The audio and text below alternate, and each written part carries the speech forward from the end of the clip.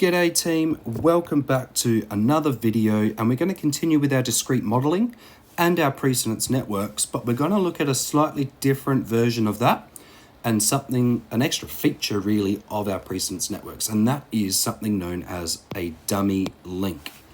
Now, dummy links are required to construct a correct precedence network. So let's jump straight into an example, and we're going to create a precedence network, and then we're going to try and identify the problem that we can see. So using some of our tactics from the last video, we're going to put our start in, and we're going to identify what tasks come out of the start. So we look for the dashes in our prerequisite column, and that means A and B come out of the start. Now we look for clues as to where they may end up, and I see A and B are actually together here in the prerequisite column, which means they end together. So I'm going to do a little network that looks a bit like this. So A and B, both coming out of the start and ending at the same spot. Now they lead into task C, just like that. So we keep rolling down. C leads into D. So we've got another task. Let me go back to there. D,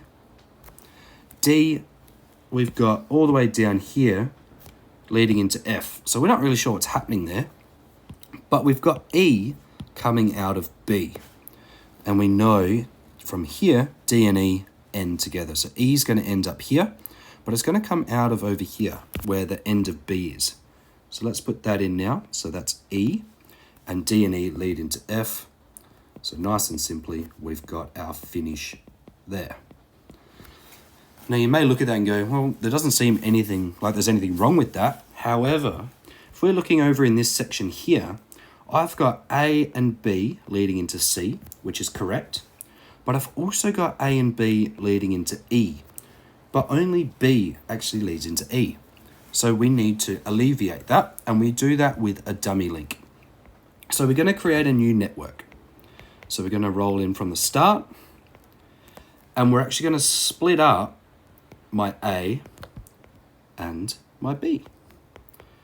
Now, because B goes into two different things, the dummy link must come from there. Now, A only leads into C, so we're going to put C out here. C is going to be there. But we need B to also lead into it, so we put in a nice dotted line with an arrow on the end, and that is our dummy link there. So that's going to show me that B still leads into C. Now C leads into D, and we can see up here that the end of D is also where E goes from. Now E comes from B, which is here, all the way up to where D is. So you can see now we've got B leading into C and E, and we're still ending at the right spot here. Bring this across for F, and that's going to be my finish, and we have a correct network with a dummy link. Thank you guys for watching. Hopefully this helps with a few dummy link questions, and we'll catch you in the next one.